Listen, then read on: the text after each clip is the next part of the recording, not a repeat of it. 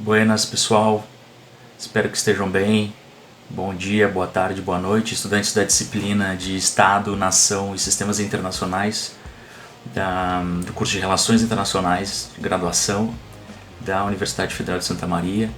Espero que vocês estejam segurando firme aí nessa quarentena, estejam isoladas se possível. Vamos tocar aqui a atividade 2 de estudos à distância, que vai tratar especificamente sobre sistemas complexos nas relações internacionais. Eu vou ter uma apresentação, espero que seja rápida, com o objetivo específico de complementar aquilo que vocês leram nos textos indicados para a aula específica e também com o objetivo de complementar os vídeos que vocês devem ter assistido ou irão assistir, que eu indiquei na plataforma do Moodle, que estão relacionados a conceitos mais básicos sobre o que são sistemas complexos, o que é ciência da complexidade, o que são as teorias de sistemas. E esses vídeos vão ser bem importantes para darem os conceitos mais fundamentais que podem ser acessados e utilizados para compreender a visão de complexidade e de sistemas complexos nas relações internacionais. Então vamos começar. Eu vou iniciar uma apresentação em PowerPoint para que vocês consigam acompanhar e eventualmente compreender um pouco melhor aquilo que vocês não conseguirem ouvir. Às vezes a gravação fica um pouco prejudicada pela dificuldade de equipamento que eu tenho aqui em casa, mas eu vou tentar fazer o melhor possível para que vocês compreendam de alguma forma esses elementos básicos que vão assessorar vocês nesta compreensão inicial da unidade 1 sobre sistemas complexos nas relações internacionais. Ok? Também antes de iniciar, eu gostaria só de mencionar porque que a visão de sistemas complexos é importante para o debate aqui proposto pela disciplina, para compreender a interação entre Estado, nação e desses dois elementos fundamentais da nossa sociedade moderna, né, que se congregam no Estado Nacional e a sua interação com as relações internacionais, né, a sua interação com outros atores do sistema internacional. Necessariamente, quando a gente vai lidar com o conceito de relações internacionais, a gente acaba enveredando para o uso do conceito de sistema internacional, levando implicitamente a ideia de que realmente as relações internacionais são um sistema. De fato são, mas será que a gente sabe o que significa ser um sistema? O que significa sistema? Isso é bem importante. A ideia de que sistemas são constituídos por partes em interação que produzem, a partir da sua interação constante, minimamente equilibrada de alguma forma, né? Mesmo se esse equilíbrio for instável ou estável, com ou sem mudança, essa interação vai produzir estruturas, né, que vão estar relacionadas a instituições comportamentais, a estruturas funcionais, né, a distribuição de capacidades, né, dentro dos sistemas. Essas estruturas são muito importantes para se compreender os resultados, sobretudo os resultados a longo prazo dos fenômenos comportamentais, dos comportamentos, nesse caso, de estados, de atores não estatais. Então, quando lidamos com o conceito de relações internacionais a partir da visão sistema internacional, estamos necessariamente trazendo à tona um conceito específico de sistema que necessariamente vai envolver interação e a produção de estruturas que são minimamente estabilizadas com momentos de instabilidade.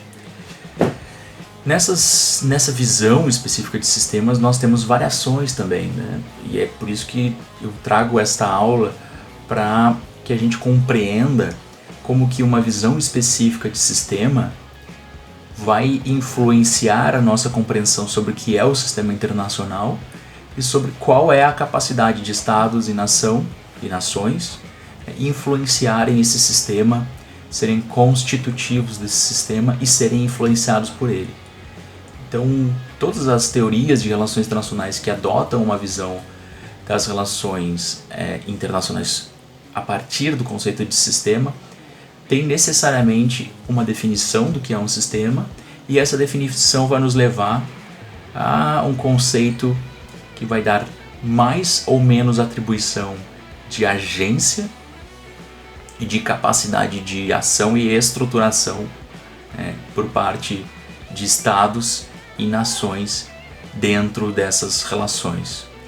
Portanto, vou explicar por que seria importante para a nossa disciplina, para compreendermos efetivamente os impactos de curto, médio e longo prazo das dinâmicas e fenômenos envolvendo estados e nações, por que importa nós adotarmos um conceito de sistema complexo para o estudo das relações internacionais. Então, vou tentar explicar isso nessa aula, espero que vocês compreendam de alguma forma que me faça entender. É difícil por vídeo, presencialmente a gente vai recuperar conteúdos, mas espero que por vídeo vocês já tenham alguma condição de avançar um pouco nos estudos e na compreensão sobre essa temática tão relevante para as relações internacionais. É bom, gente, vou começar então a apresentação de slides. Bueno, iniciando os nossos slides aqui então, temos, portanto, o título da aula, Sistemas Internacionais e Sistemas Complexos. A ideia é de ajustar a discussão dos sistemas internacionais ao debate sobre sistemas complexos que vocês devem ter absorvido os conceitos iniciais naqueles vídeos que foram disponibilizados aí nas atividades do Moodle. O ponto fundamental de se entender sistemas complexos é compreender que os sistemas por si só eles podem ser classificados como a conformação, né, de unidades em interação, e que por sua interação cada vez mais sistemática, mais acumulada, ela vai produzindo instituições que podem ser consideradas estruturas, né? Instituições comportamentais, instituições, regras de comportamento, padrões e hábitos de pensar e agir. E essas instituições, elas também coexistem, elas podem ser consideradas estruturas e elas coexistem com estruturas efetivas, como por exemplo o próprio padrão de distribuição de poder entre essas unidades, de distribuição de características, divisão eventual de trabalho, divisão de funcionalidade, diferenciação entre essas unidades, grau de polaridade e polarização entre essas unidades. Em qualquer sistema a gente pode observar, portanto, essas características. E os sistemas eles vão se conformar por essa interação, sempre com algum tipo de fronteira frente a outro sistema. Essa fronteira ela vai ser sempre, obviamente, porosa, até porque os sistemas se justapõem. Eu tenho, por exemplo, o sistema familiar da minha mãe, né, por parte da minha mãe e por parte do meu pai. Em alguns pontos eu pertenço a mais de um sistema. Então, alguns sistemas se justapõem, outros sistemas inclusive estão integrados a sistemas maiores. Então, teoria de sistemas é possível você avaliar diferentes níveis de análise dos sistemas, desde o nível atômico até o nível celular, até o nível de organismos, órgãos, organismos e assim por diante, né? Portanto, mesmo nas unidades políticas, a gente pode ter a compreensão de que estados têm as suas fronteiras, né? São sistemas próprios e aí, por assim dizer, conformam dentro de si sistemas também composto por unidades, pessoas, sociedades, instituições que se estruturam, e essas unidades em interação vão produzir de alguma forma fronteiras específicas do sistema, que não precisam ser, no caso dos Estados nacionais, as fronteiras coexistem com as fronteiras normativas do Estado nacional, do Estado moderno. Mas isso não necessariamente sempre foi assim. Se a gente for pensar, estados pré-coloniais na África, por exemplo, não tinham fronteiras territoriais estabelecidas. Essas fronteiras do sistema estatal, né, de um estado específico, eram fronteiras que eram muito mais simbólicas, muito mais vinculadas ao pertencimento das populações àquela comunidade política do que fronteiras formais como temos hoje no sistema internacional moderno, em que estados são somente estados, né, se forem reconhecidos pelo direito internacional público, ou seja, tem um território, tem uma população, tem um governo e reconhecimento internacional. Mas nem sempre isso foi assim. E, portanto, esses estados são sistemas internos, têm as suas fronteiras, têm sistemas internos, mas também compõem sistemas maiores, como os sistemas regionais, os sistemas globais, o sistema global. E aí também há a relação desse sistema político, econômico, social, de estados, sistema interestatal com outros sistemas, o sistema biológico, né, químico, físico, os sistemas psicológicos das pessoas. Então, há integração, múltipla integração de sistemas e há diferentes níveis de análise. Na medida em que a gente vai abordando esses diferentes elementos dos sistemas, essa multiplicidade desses sistemas, a gente vai complexificando a nossa noção sobre sistemas. Então a noção de sistemas simples e complexos, ela vai muito de... Tem um videozinho da Universidade de Cambridge que mostra um pouco isso, bem básico, mas mostra que a nossa caracterização de sistemas simples e complexos vai muito o grau de complexidade que atribuímos ao sistema. Muitas vezes na economia, os modelos econômicos atribuíam ao sistema econômico um baixo grau de complexidade. Agentes econômicos, por exemplo, na microeconomia mais neoclássica, né, eram agentes que se fundavam numa ideia simplista, né, de escolha racional, né, que maximizavam a sua utilidade. Não necessariamente isso é realidade. Foi uma abstração feita para simplificar esse sistema social e econômico que é complexo por natureza. O grau de complexidade e simplificação que a gente vai adotar para observar os sistemas vai influenciar nas nossas teorias. Portanto, na área de relações internacionais, nós tínhamos, tradicionalmente, uma abordagem sistêmica muito simples. E já foi um grande avanço na nossa área a organização ou a inauguração de uma abordagem sistêmica que fosse efetivamente observadora de elementos de sistemas para em compreender as relações internacionais.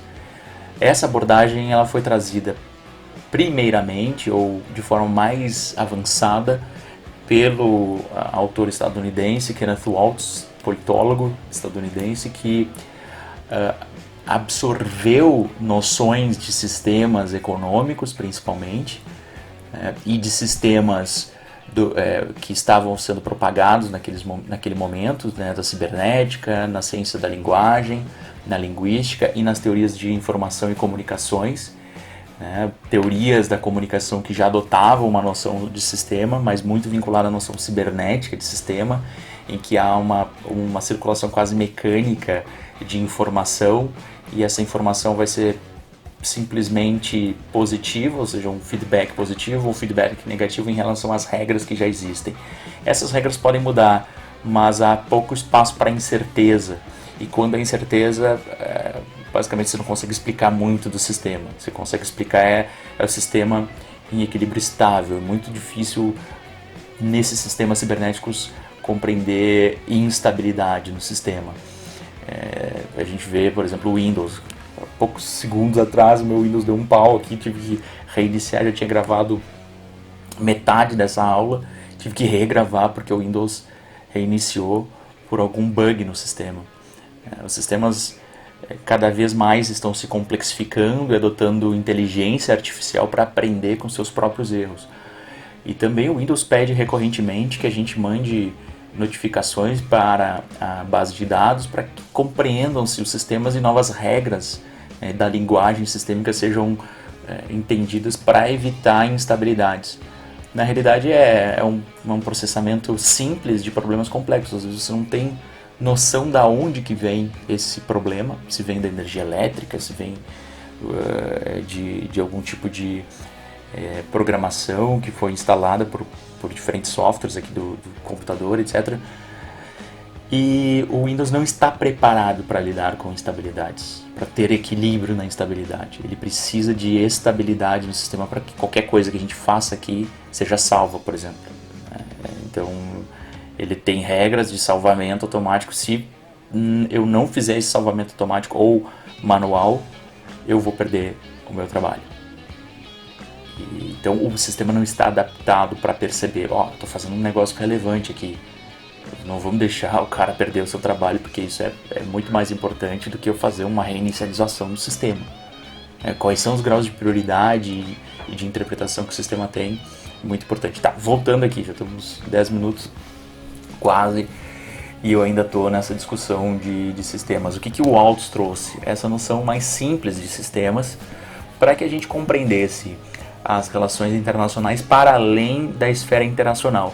A crítica do Waltz na teoria da política internacional, o livro de 1979, é uma crítica que vai em direção às teorias, né, às análises de relações internacionais, por exemplo, a análise do Karl Deutsch, né, sobre relações internacionais, que se baseavam até aquele momento muito na esfera interacional, tentando mostrar história diplomática, elementos de interação entre estados, cooperação, conflito, como é que se dão as relações entre Estados Unidos, Europa, Estados Unidos, América Latina.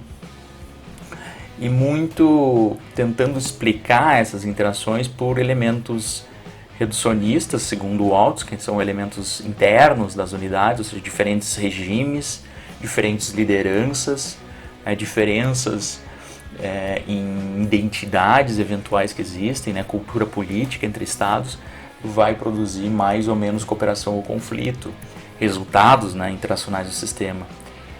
E o Waltz vai dizer que, olha, na realidade são teorias muito reducionistas, porque são teorias que não levam em consideração de que nós estamos em um sistema e que a interação complexa, ele prevê que é uma interação, claro, complexa, mas essa interação complexa vai produzir estruturas. Para ele simplifica muitas estruturas, mas vai produzir estruturas que são inobservadas, né, são ocultadas pela maioria das teorias de relações internacionais. Quem observa essas estruturas são teorias da filosofia política, por exemplo, que ele traz do século XIX, né, o Jean-Jacques Rousseau, que traria a noção de anarquia como um elemento fundamental do estado de natureza, e esse estado de natureza ainda, digamos assim, faria parte, segundo Waltz, da nossa convivência internacional. Além disso, né, uma ideia de que a partir do John Hears, nos anos 50, de que existe um dilema de segurança entre estados que vai produzir uma estrutura de autoajuda em que estados vão ter muito pouco como contar com o sistema internacional ou autoridades do sistema internacional para os defender. Então ele vai mostrar inicialmente que há uma escassez de discussão sobre o que é sistema, muito se usa o sistema, mas pouco significado se dá a essa palavra. O que acontece até hoje, né? Um exemplo específico de que ele vai trazer de teorias reducionistas são as teorias, por exemplo, marxistas ou teorias neomarxistas do imperialismo, por exemplo, que vão dizer que as características econômicas domésticas dos estados, né, das economias nacionais, vão levar a sobreprodução, capital excedente, né, má distribuição do poder de consumo, excedentes recorrentes, depressões recorrentes. Se a gente for ver a perspectiva vinculada ao próprio Lenin, a ideia de que a redução da taxa de lucro na metrópole vai fazer com que os estados tenham que procurar novos mercados para investimentos, ou como a Rosa Luxemburgo ia falar, para acumulação primitiva. Então é justamente a característica doméstica da economia capitalista que vai levar a um comportamento externo dos estados, mas mais do que isso, a um ambiente internacional de grande disputa intercapitalista, caracterizada como um ambiente imperialista, que levaria em algum momento a uma guerra central. Então ele vai dizer que é um tipo de perspectiva que ignora os elementos do próprio sistema ou da estrutura do sistema internacional. O Waltz, portanto, vai tentar mostrar que há uma esfera do sistema internacional subvalorizada e subobservada, que é a estrutura do sistema internacional. E ele vai mostrar que as estruturas, elas têm uma grande importância na modelagem e na influência dos comportamentos dos agentes, né, das unidades desse sistema. O que a gente poderia dar de exemplo, inclusive eu vou botar um videozinho aqui na nossa disciplina, que é o vídeo de um metrônomo, numa bandeja comum em que vários metrônomos, que são marcadores de tempo para música principalmente, utilizados para música, esses metrônomos estão numa mesa móvel, e eles são analógicos e colocados em ação, né? O metrônomo dá uma batida, um número X de batidas por BPM por minuto, e esses diferentes metrônomos vão estar numa mesa e com a sua alternância de batidas, são várias batidas aleatórias, muitos metrônomos que vão bater aleatoriamente, mas que pela movimentação daquela mesa, daquela bandeja na qual todos estão, esses metrônomos vão adotando comportamentos semelhantes e a batida se torna cada vez mais parecida. Vou botar esse vídeo, deixar para vocês esse vídeo, que ajuda muito a compreender a ideia de estrutura influenciando comportamentos, uma estrutura que integra esses atores. O fluxo de trânsito, por exemplo, né? É uma instituição social que faz com... Por que decidimos trafegar pela direita, né, e não pela esquerda, como no Reino Unido e nos países colonizados pela Grã-Bretanha? São instituições informais, né? E elas produzem custos fundamentais. Aqui é o custo da morte do sujeito, que vai contra, né, o sistema informal no início, depois formalizado no código de trânsito, por onde que eu vou dirigir. Muitas vezes você está na escada rolante, um exemplo interessante, né? Não há nenhuma regra formal, uma lei. Hoje há até sinalizações nas escadas rolantes dizendo que você tem que ficar na direita e deixar o sujeito da esquerda passar. Se você fica na esquerda, você pode sofrer ofensa, pode sofrer um empurrão, né? Ou mesmo atrapalhar as outras pessoas. Então, percebam que algumas instituições estabelecidas de regras, de padrões de comportamento são bem relevantes no nosso sistema. Aqui são instituições muito comportamentais especificamente, né? Que regulamentam, que estipulam regras e normas para a nossa convivência, mas há também, né, instituições, essas acabam se formalizando, outras instituições como moda, né? A moda é uma instituição informal, ninguém nos obriga a usar esse tipo de roupa que aparece aqui, que era muito comum nos anos 90, final dos anos 80, mas as pessoas não percebiam naquele momento, justamente pelo constrangimento social ou o impulso social, né, de todos adotarem um padrão de uso. As pessoas se sentiam confortáveis de usar isso justamente porque existia um consenso, ou minimamente uma aceitação social de que isso era bonito, de que isso era legal. A moda, até os dias atuais, é bem assim, né? Outra questão dos anos 80, mullet, né? O famoso mullet. Eu inclusive, a quarentena está me produzindo esse tipo de visual indesejado, mas nesse momento aqui da foto não era necessariamente indesejado. As pessoas iam no cabeleireiro fazer essas coisas. E até hoje há coisas absurdas, há fotos, por exemplo, há memes mostrando mulheres, né, a mulher fit, o padrão feminino, né, na nossa sociedade patriarcal ainda, né, o que seria a mulher padrão de beleza nos anos 90 e hoje é quase um monstro, é quase que aquela Shiva do Mortal Kombat, né, monstrão cheio de músculo, né, com a cara puxada. Os homens também, né, o padrão de homem fit e tal, é um homem que não necessariamente se enquadra a todos os casos, inclusive é o meu, mas é tido como um padrão a ser seguido e constrange as pessoas que não adotam esse padrão, ou que não conseguem chegar nesse padrão, e constrange também as pessoas que adotam esse padrão a segui-lo, ainda mais. Aí são normas de comportamento, mas também há normas ocultas, a distribuição de poder, a característica diferenciada de cada pessoa, as personalidades dos indivíduos dentro da sociedade, personalidades mais estáveis, personalidades mais instáveis, com traços psicóticos, com traços paranoicos, e como isso afeta o nosso dia a dia e produzem estruturas. Outra questão, o grau de hierarquia que existe nas nossas relações sociais, na relação familiar, em que você tem custos se você muitas vezes desobedecer uma tal hierarquia, justamente na adolescência que nós começamos a questionar essa hierarquia, será que essa hierarquia é ou não é legítima? Em outras relações também existe mais ou menos hierarquia, a relação aluno-estudante, professor, professora e estudantes, as relações entre chefe e empregado, a relação entre governantes e governados.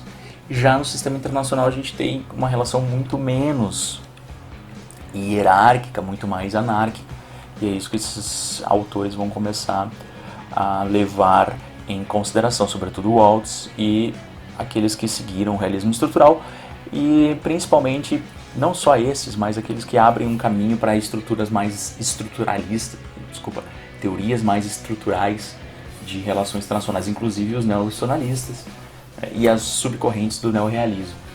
Inclusive, se a gente for ver, as próprias teorias construtivistas adotam uma diferente perspectiva sistêmica, mas também uma observação do que são os sistemas. Então, as relações internacionais são sobremaneira influenciadas por essa visão de que precisamos compreender o cenário, o contexto internacional enquanto um sistema. Para o Waltz, a estrutura ela ignora as características internas das unidades, generaliza, então os estados são tais coisas, são agregados de um tipo de função de cumprir com a sua própria soberania, derivada da sua similaridade organizacional. Você também tem uma similaridade funcional e vice-versa. A função do Estado é sobreviver, e aí isso vai fazer com que os Estados tenham características muito semelhantes do ponto de vista das suas estruturas internas, assim como o Waltz. Além disso, o Waltz não está muito preocupado com as interações dos Estados do ponto de vista de que são causas do comportamento. Ele está mais preocupado com causas estruturais do comportamento dos Estados, que vão produzir resultados interacionais.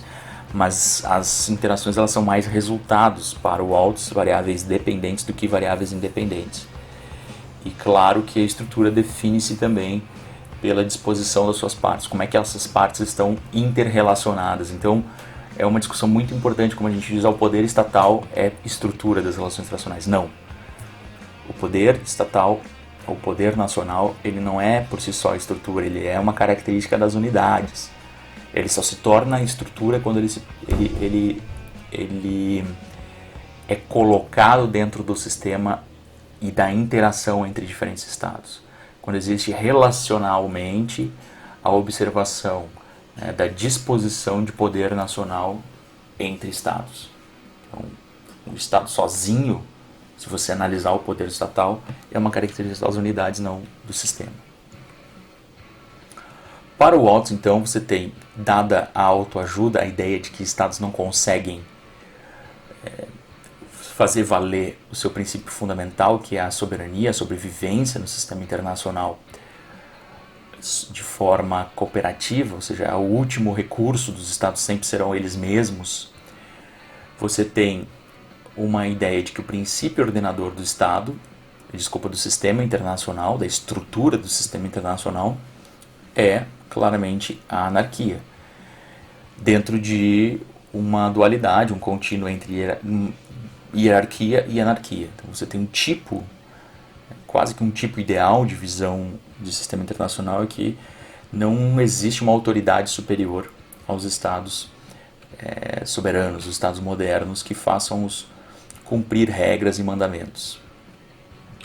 Além disso, o segundo elemento da estrutura do sistema internacional do Waltz, lembrem, né, características das unidades.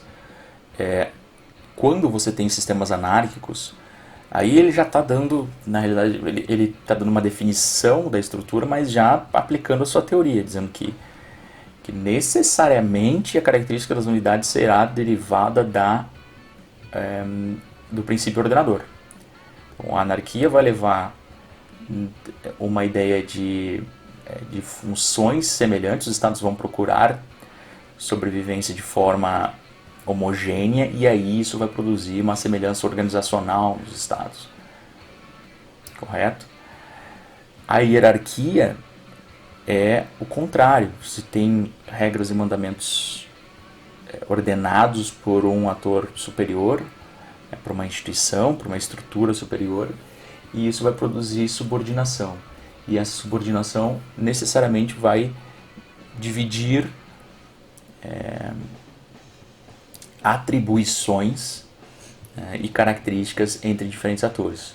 Por exemplo, o sistema de estados nacionais. Você tem 3 poderes especificamente, que são anárquicos entre si de alguma forma, mas todos estão dentro de si submetidos a diferentes, eles têm uma diferenciação funcional, todos estão submetidos à união, então a união seria o grau hierárquico maior.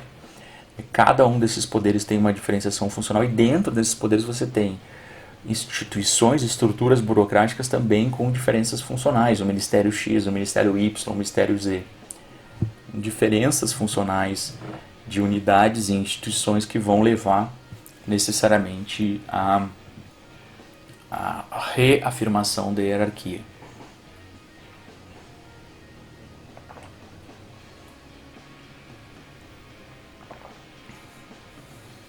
Aqui também temos o terceiro elemento, e aqui é o mais importante, porque o Waltz não prevê a possibilidade do sistema internacional moderno, ele nem lida com outros tipos de sistemas internacionais, deixar de ser anárquico e com semelhança das unidades componentes do sistema. O que ele percebe que é possível mudar no sistema internacional é a distribuição de capacidades.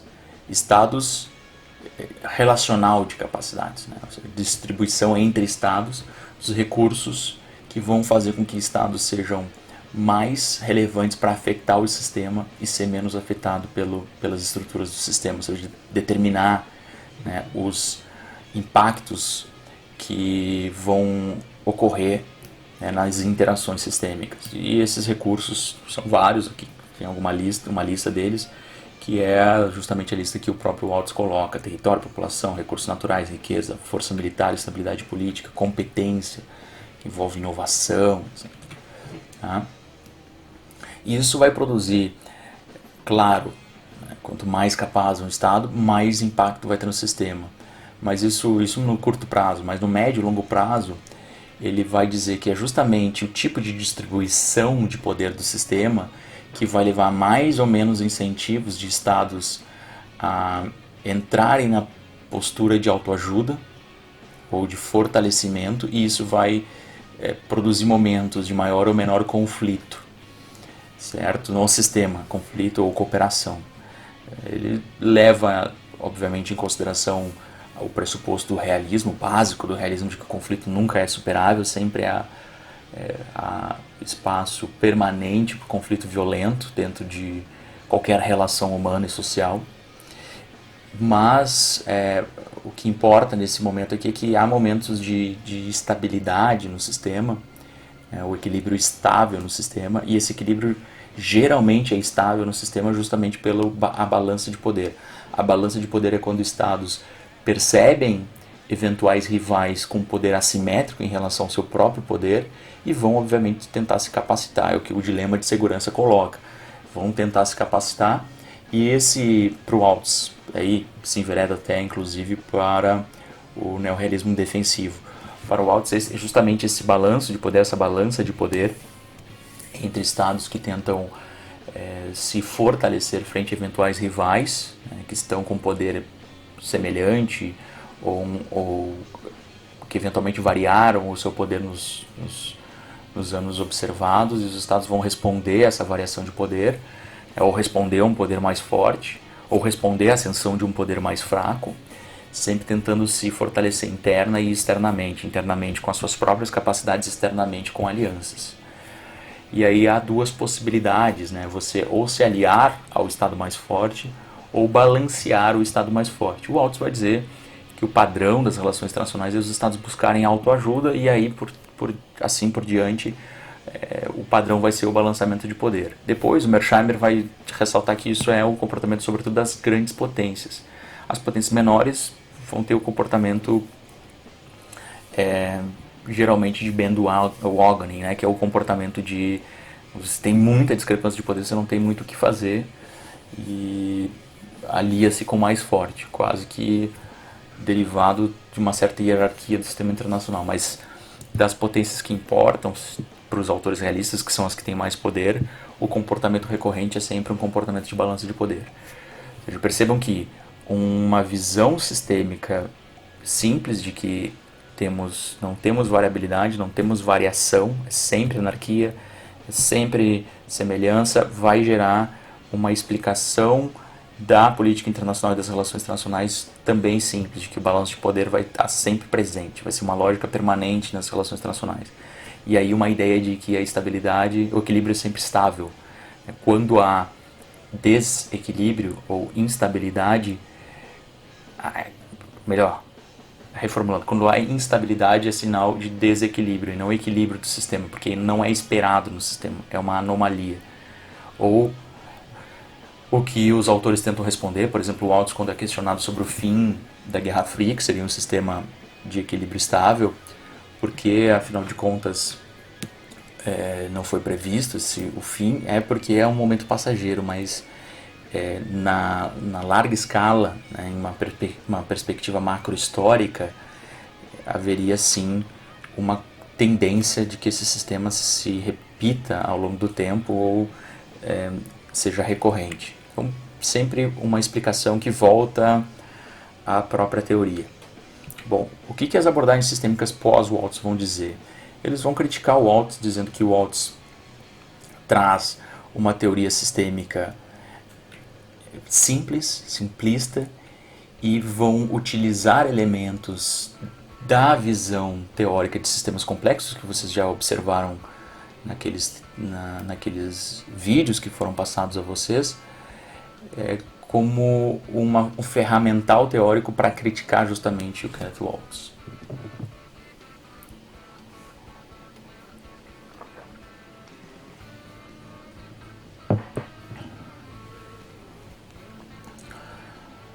Qual é o ferramental teórico? Só revisando, porque vocês devem ter visto nos vídeos, vou tentar revisar um pouco que eu posso aqui. Temos limites de tempo e também limites da minha capacidade de manifestar e ensinar as teorias da complexidade, porque são teorias muito vinculadas à informática, ou mesmo à física, teorias de sistemas em si, então não é minha formação, mas a gente adota na medida do possível, e eu tento estudar na medida do possível, de forma a nos amparar. Então os teóricos que vão criticar o Waltz adotarão a noção básica de sistemas complexos, a teoria da complexidade, para utilizar de forma mais ou menos profunda ou mais ou menos explícita para criticar a noção sistêmica do Waltz.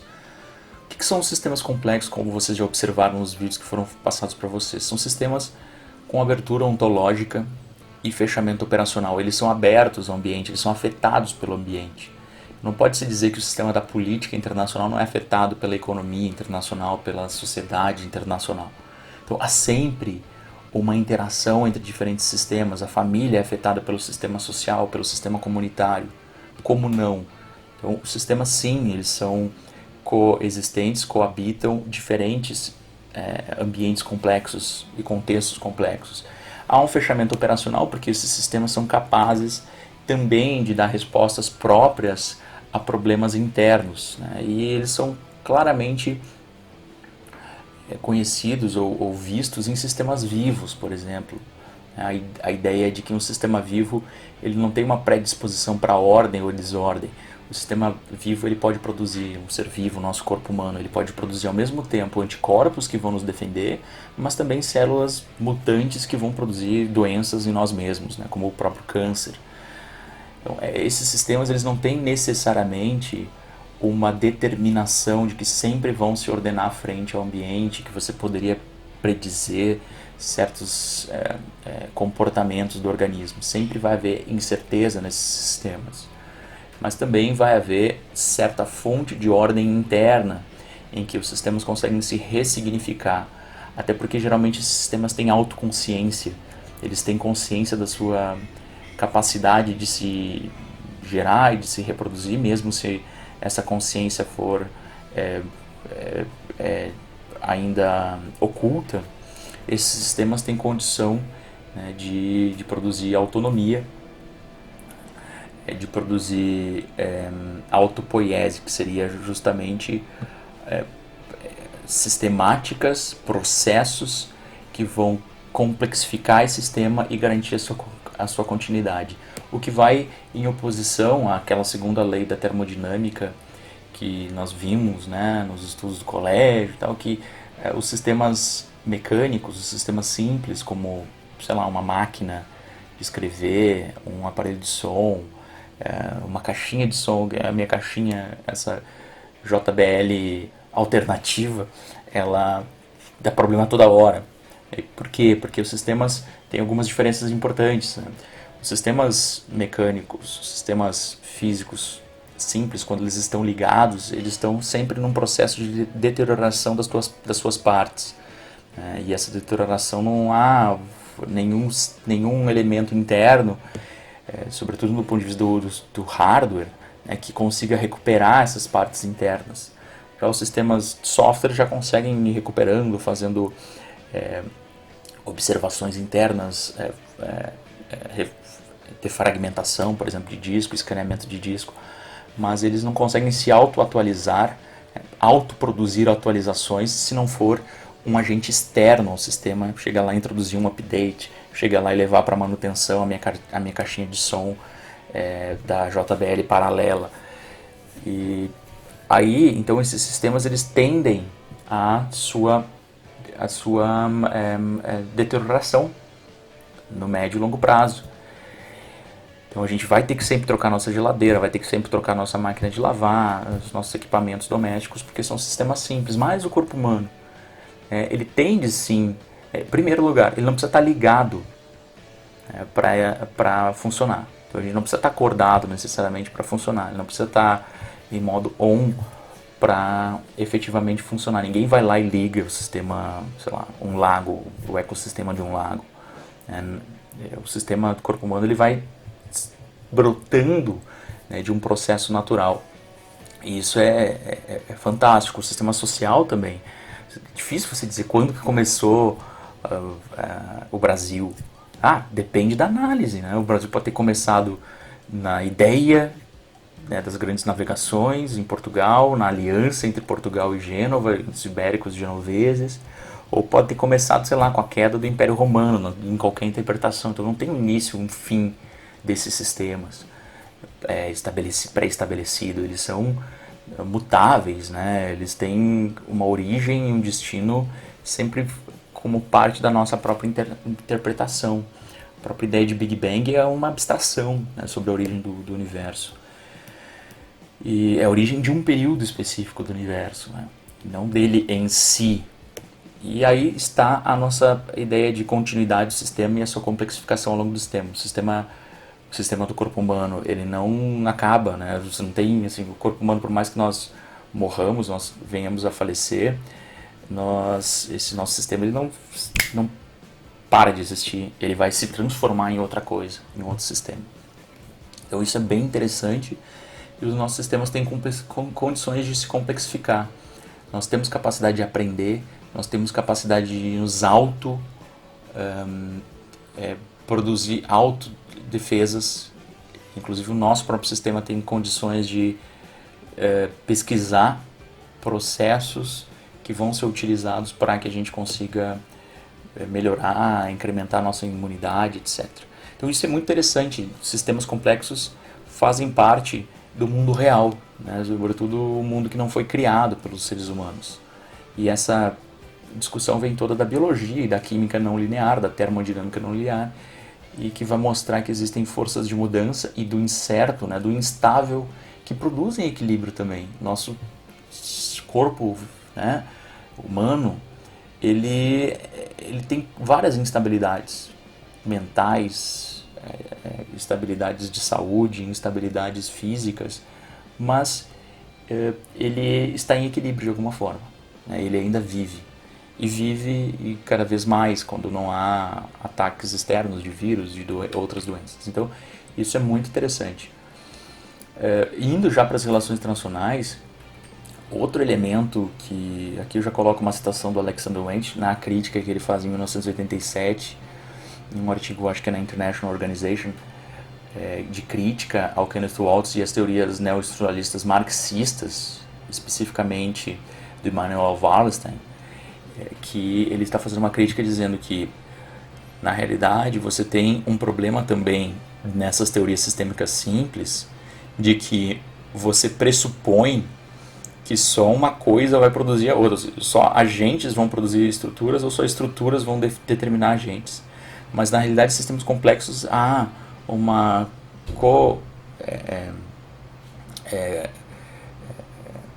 co-constituição, né, entre agente e estrutura.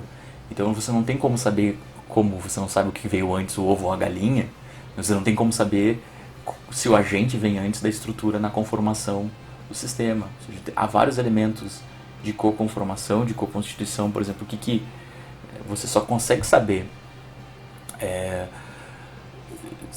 quem é professor se você também tiver aluno. E aí você vai produzir o sistema. Não existe professor sem aluno. Não existe colonizador sem colonizado. Não existe usurpador sem usurpado. Esses sistemas complexos sociais, não existe pai sem filho. A existência ontológica dessas entidades, ela só ocorre com a existência da parte que compõe também o sistema, estruturas e as suas partes componentes.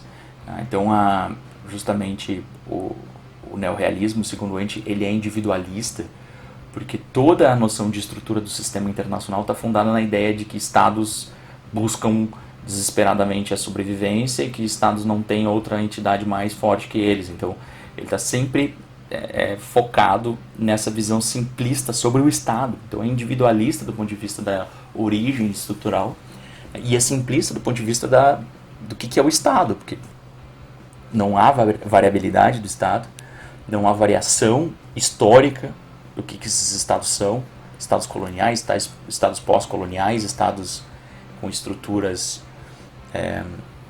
modernas, pós-modernas, pré-modernas, do ponto de vista das instituições, da modernidade, burocracia moderna, minimamente racional, constituída meritocracia, forças armadas, né, instituições modelinho Estado Nacional moderno, ou estados que têm outra estrutura, estados multinacionais, estados nacionais, estados não nacionais, estados étnicos, né, com nacionalismo étnico. Então não há variabilidade dentro desse sistema estatal do Waltz, não há variação, porque a gente só trata desse sistema pós-westfaliano, sendo que mesmo o sistema pós-westfaliano mudou muito ao longo da história, e também a simples determinação. A indeterminação é uma anomalia no sistema e não é parte integrante das explicações, que precisam entender a instabilidade para compreender equilíbrio no sistema. Sem compreender a instabilidade, você não compreende equilíbrio nas teorias de sistemas complexos. Ou seja, você precisa entender momentos de ruptura, você precisa entender momentos de grandes crises, você precisa, hoje é muito importante inclusive, você precisa entender momentos de caos e violência, como mencionei, revoluções, guerras, e qual é o impacto disso na constituição dos sistemas. Então isso é muito importante, isso vai fazer parte da nossa disciplina. E a compreensão da mudança vem justamente disso, né, de que a mudança é a variação em si e produz indeterminação. Aqui nós temos a ideia de que unidades, né, e interação e estruturas estão constituindo sistemas. E aqui há uma renovada importância dada não só a estrutura, que vai mudar na concepção desses autores, ela vai ter outra visão de estrutura, variabilidade, variação e indeterminação das estruturas, mas também um conceito mais complexo de unidades e a retomada da ideia de interação. Existe uma esfera interacional que não é só o resultado das coisas do sistema, mas também afetam o sistema. Então, elementos como, por exemplo, o grau, a capacidade de interação, como o Buzan em 1993, na Lógica da Anarquia, com outros autores, vai dizer a capacidade de interação desses estados. Quanto mais conectividade do sistema, como a globalização produziu hoje, mais a própria interação vai significar resultados na estrutura e nas unidades, e também em outros elementos da esfera interacional. O papel da história também é recuperado, e também o papel dos estudos regionais. Por quê? Porque para você identificar aqui, vamos pegar nosso marcador de texto, para você compreender variabilidade, o marcador é mais bonitinho, variabilidade, e para você entender variação, você precisa de duas coisas. A ideia de que existe na variabilidade distinção sincrônica, ou seja, no mesmo momento você tem diferentes tipos de coisas, de unidades ou de estruturas. Então o importante é estudar diferentes sistemas no mesmo momento, e os estudos regionais nos proporcionam isso, você estudar diferentes sistemas interestatais ou internacionais em um mesmo momento histórico, para identificar variabilidade. E variação é a ideia de mudança, de transformação ao longo do tempo. Portanto, você precisa de uma ideia diacrônica de sistema internacional que precise compreender mudanças históricas nos próprios sistemas e nas suas partes componentes. Alguns autores aqui nos ajudam. Fred Halliday traz uma ideia de sistemas que vão mudar ao longo do tempo e vão adquirir características diferentes. O próprio Robert Gilpin traz, já no início dos anos 80, uma ideia quase que revolucionária na visão estrutural de relações internacionais de quais tipos de mudança poderiam ocorrer, né, nos sistemas internacionais. O Charles Tilly na ideia de formação desse sistema interestatal moderno e das suas partes constituintes vão ser autores que guiarão muito os nossos trabalhos nessa disciplina. Aqui eu dou um exemplo específico que eu utilizei no trabalho que eu coloquei, de minha autoria, que eu coloquei como parte também da leitura obrigatória para alguns dos alunos, né, que estão divididos em grupos, né, de leitura. E aí a gente tem assim, a complexidade da compreensão dos sistemas internacionais. Então tem 3 níveis, né, estrutura, interação e unidade, e fatores externos ao sistema que vão afetar. E quais fatores externos? Nesse caso aqui especificamente para análise regional. E essas visões elas são todas sendo influenciadas pelo Gilpin, de 81, né, o War and Change in World Politics, e o Buzan, Little e Wild, o Jones e Wild, né, é isso,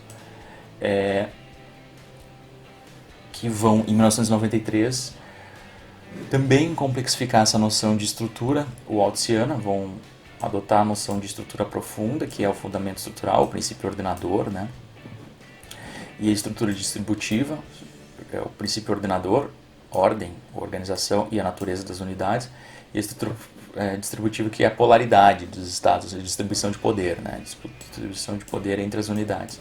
E aí eles vão adicionar a ideia de capacidade de interação, como eu falei, que aqui no meu modelo especificamente não adoto, mas é um elemento adicional importante, né? E além disso, eles vão abrir a caixa preta das unidades, que o Waltz lida como uma bola de bilhar, ignorando os processos internos, e aqui avaliando então a formação de processos interacionais, que seria a nossa política externa, dos estados, como eles se comportam, e a análise de atributos internos das unidades. Isso é um avanço do que o próprio Robert Gilpin já tinha proposto nos anos 80, em que para você entender variação nos sistemas, você precisava entender mudança do sistema, ou seja, mudança da organização e a natureza predominante das unidades do sistema, ou seja, se ele deixa de ser anárquico, hierárquico, se ele transita entre um sistema com unidades semelhantes ou unidades diferentes, e uma mudança sistêmica, que para o Gilpin especificamente envolve ordem, que são as regras, o grau de governo do sistema, que para eles está vinculada muito a ordem e polaridade, são quase que a mesma coisa. Mas se a gente fosse tentar dividir na visão gilpiana, polaridade seria a distribuição de poder, que também é uma mudança sistêmica dentro do sistema, e a ordem são as regras e normas de governo do sistema. Eu estabeleço outras questões aqui, também muito influenciado pelo o Buzan e o Weaver de 2003, que são as fronteiras dos sistemas, os sistemas regionais, quando a gente vai lidar com sistemas regionais, mas também com o sistema global. Se a gente for pegar antes do sistema mundo, esse que é um sistema de escala global, que a gente tem pós expansão do capitalismo, do sistema interestatal de estados, fora esse sistema mundo que nós tivemos de forma inédita na modernidade, a gente tem teria outros sistemas na história cujas fronteiras seriam mais regionalizadas, né? O sistema de estados no Mediterrâneo Antigo, sistemas de estados na China Antiga, na América pré-colombiana, na África pré-colonial, são sistemas regionais e múltiplos, em alguns momentos sistemas regionais, que vão ter fronteiras diversas e fronteiras variáveis, né? As fronteiras do sistema em si. E dentro do sistema, a visão waltziana já estabelecia a ideia interacional, mas não ressaltava ela, o padrão de cooperação e conflito, o grau de conflito e cooperação dos sistemas, que para o Gilpin seria uma mudança interacional, aquilo que é mais comum na análise das relações internacionais, antes do Waltz, e a ideia de polarização, que é a consolidação de blocos de alianças e rivalidades no sistema. Dentro das unidades, novamente, a ideia de política externa, como o output da unidade no sistema, como que ela comporta-se no sistema, e as características internas das unidades, atributos, composição das unidades, como que isso varia ao longo do tempo, desde regimes, sistemas de governo, instituições, sistemas econômicos, grau de coesão social, grau de coesão política, elites que governam, etc, lideranças políticas, como que isso afeta o sistema internacional e mudanças nessas esferas vão afetar no curto, no médio e no longo prazo. Quanto mais estruturais forem essas mudanças, mais longo prazo a gente vai ter que observar. E como são sistemas que coexistem com outros sistemas, um dos fatores externos, aqui no caso das regiões, são as penetrações de outros estados ou de outras entidades fora daquela região, ou de potências extra-regionais. No caso, poderia também ser hoje organizações internacionais naquela região específica. Então, já estamos lidando aqui com uma ideia de sistemas, uma visão que pode ser adotada pela variabilidade espacial que as regiões, os estudos regionais nos ajudam.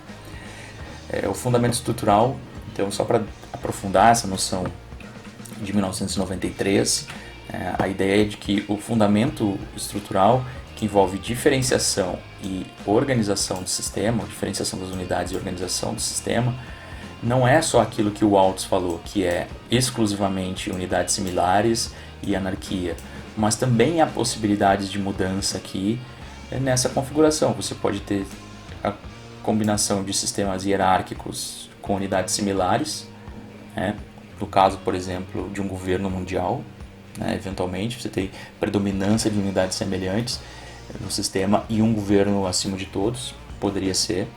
Você tem uma possibilidade de sistemas hierárquicos e diferenciados, isso é óbvio, estados, sistemas imperiais, sistemas hierárquicos geralmente são diferenciados, a diferenciação entre as partes componentes.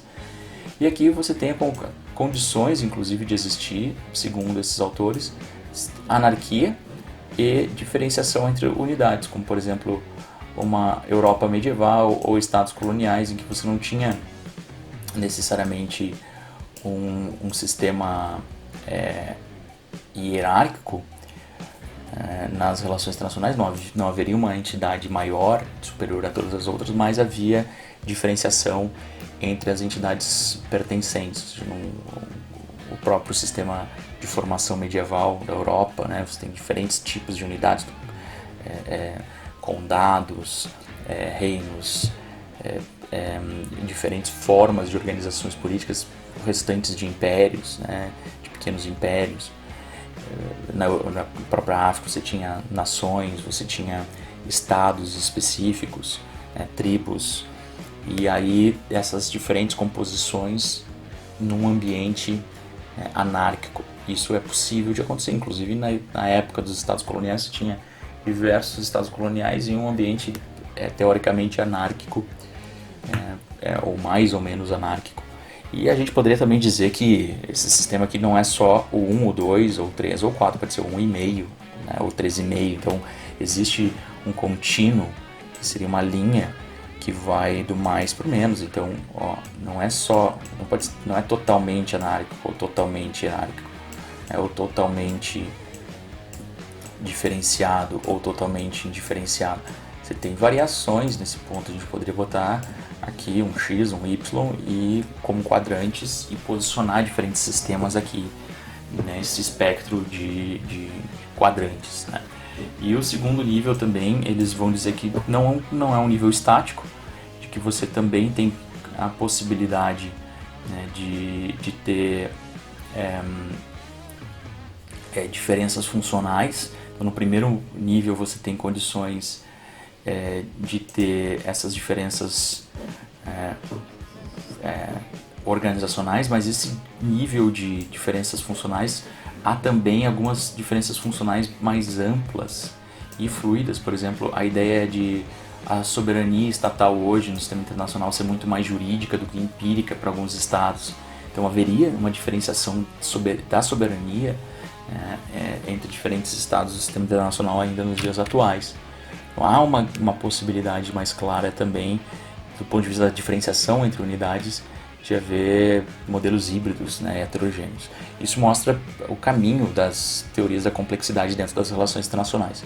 Então, já nos encaminhando aqui para a finalização dessa primeira discussão, a gente vai ver que alguns livros, alguns que vocês já estavam lendo alguns capítulos, alguns dos grupos leram capítulos para essa aula, né, o do Harrison, e o livro do Robert Jervis, Systems Effects, né, Complexity in Political and Social Life, são livros que tentam ser muito mais conceituais, definidores do que seria a complexidade do sistema internacional.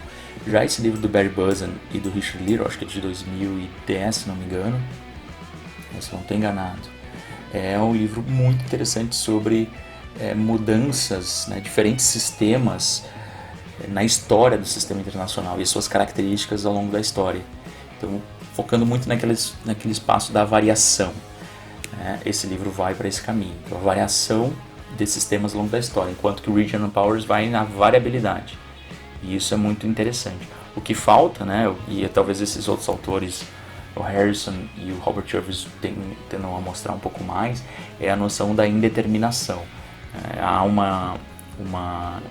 no Barry Buzan e nas obras do Barry Buzan, a ideia de que a noção de indeterminação não está tão clara. Talvez o Fred Halliday lide muito mais com a indeterminação, a ideia de revolução e de mudanças nas relações internacionais. E aí vamos para um caminho interessante, que é a própria sociologia histórica, a possibilidade que a sociologia histórica tem de compreender as unidades do sistema internacional de uma maneira complexa, a transformação dessas unidades, né, de maneira complexa ao longo do tempo.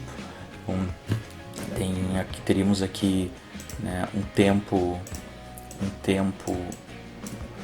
né, 0, um tempo 1, um tempo horrível, isso aqui, desculpa, né, um tempo 2, e esse tempo vai mudando a característica dessas unidades, né, a característica da interação entre elas, como que elas interagem, e também a característica das estruturas que são formadas dentro dessa interação. Isso é muito importante. A sociologia histórica se preocupa com isso justamente porque é um programa de pesquisa que, dentro da sociologia, está obstinada a observar processos de estruturação, interações e dinâmicas dentro desses sistemas. E aí que eu acho que é o pulo do gato, o ponto mais importante da sociologia histórica, pois podem parar aqui nesse momento do vídeo para verem os outros elementos que não vai ter tempo para tocar, nas próximas aulas eu vou tocar, que é a indeterminação do sistema social. A sociologia histórica lida com a ideia de possibilidade de mudanças e variação ao longo do tempo de forma indeterminada.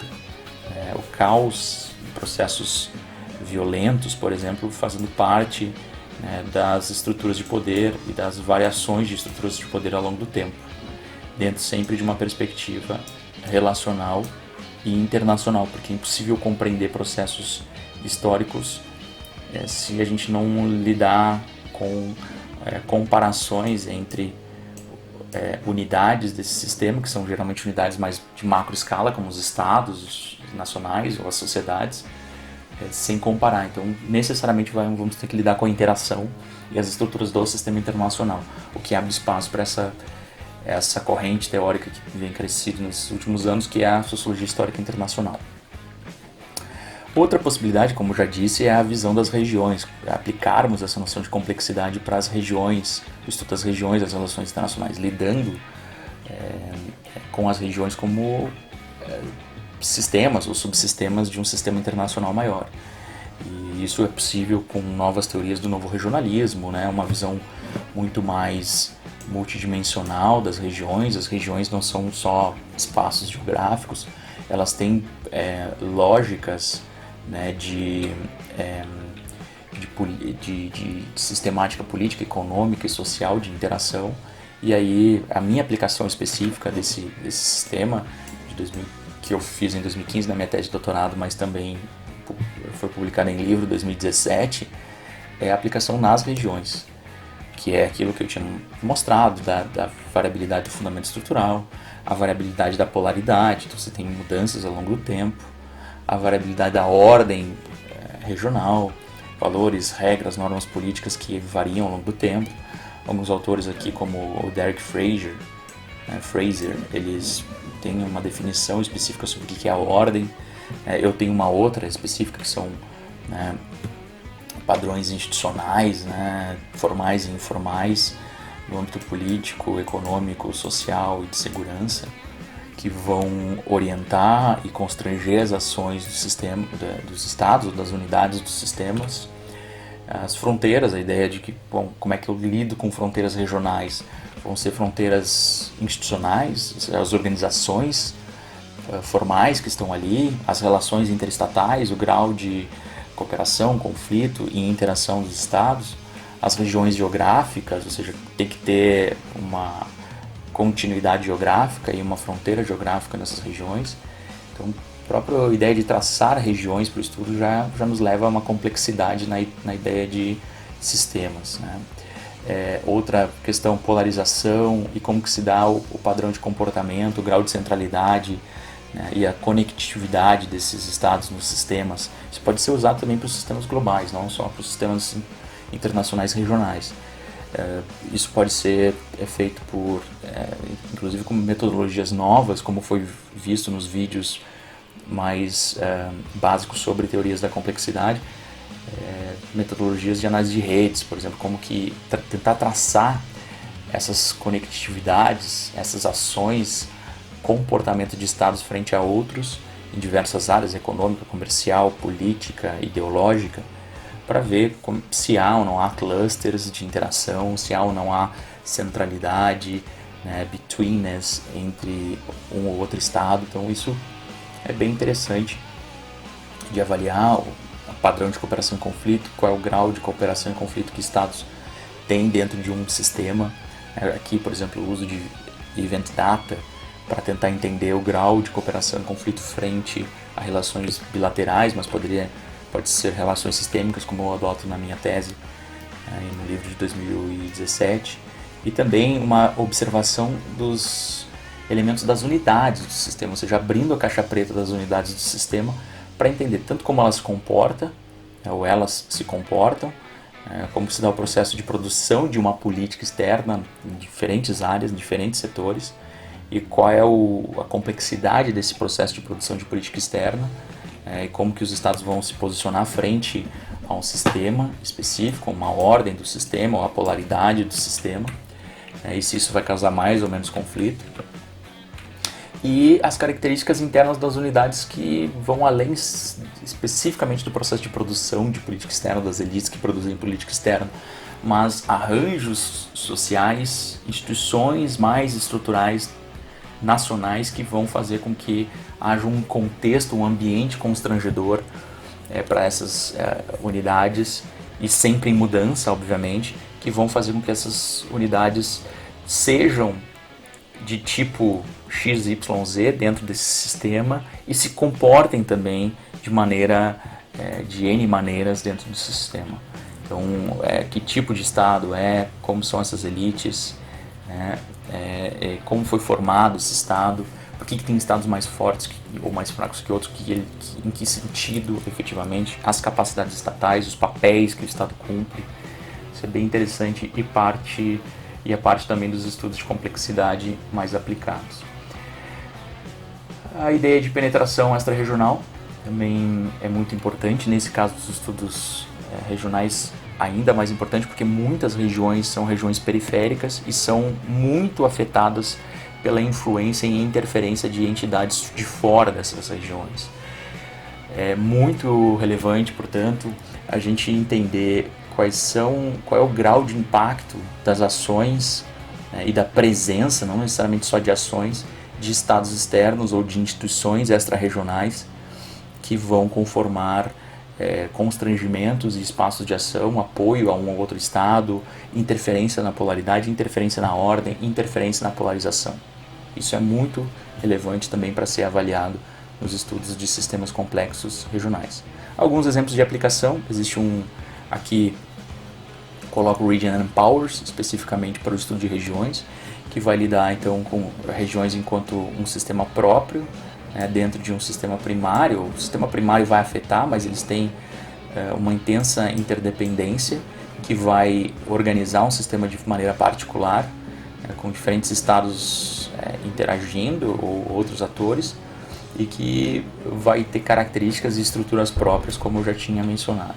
Aqui a divisão de regiões a partir de uma noção de sistemas complexos regionais de segurança, que é fundamentada nesse livro do Buzan e do Ivre de 2003, mas que foi originada lá em 1983 já, na ideia de People's States and Fear, da ideia de que existem elementos de segurança muito mais locais e próximos para os estados, principalmente os estados periféricos, do que os elementos de segurança global. Ou seja, as regiões são uma unidade de análise determinante para os estados de segunda linha, digamos assim, da segunda divisão, os estados do terceiro mundo, os estados da periferia.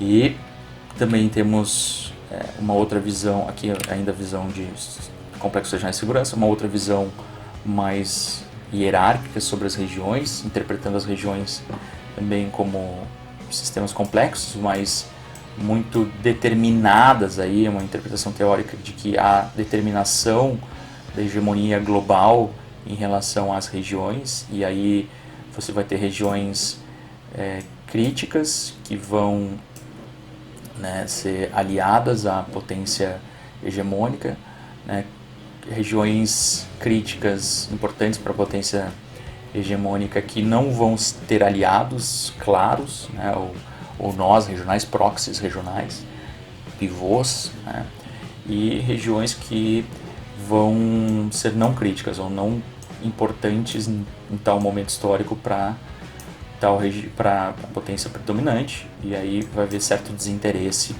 de organização dessa região a partir dos seus próprios moldes. Okay? Poderíamos criticar também essa visão de que aqui no Oriente Médio você tem nós específicos como Israel, como a Arábia Saudita, hoje